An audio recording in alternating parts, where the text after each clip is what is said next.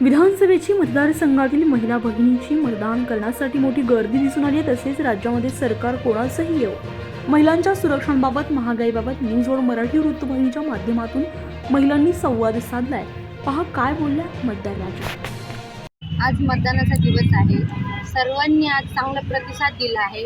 मी देखील आज वोट केला आहे आणि मी एकच सांगेल की जे बी काही महागाई आहे ती सगळी कमी झाली पाहिजे।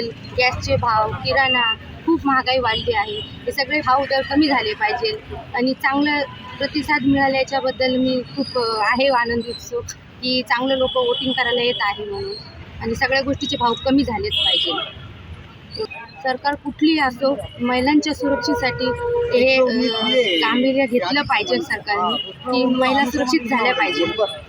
कीर्तनकार, लोकशाहीमध्ये आपल्याला मतदान करण्याचा हक्क आहे, परंतु मतदान कोणाला करावं, कसं करावं हाही सर्वस्वी स्वतःचा निर्णय आहे।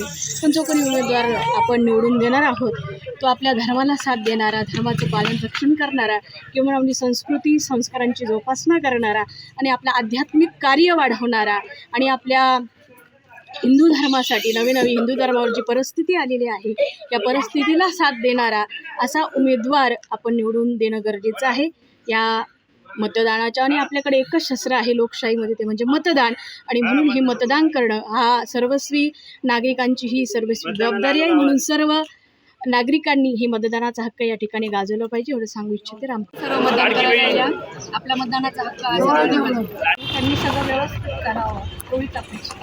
अवश्य या, आम्ही पण मतदानाला जातो योग्य व्यक्तीला।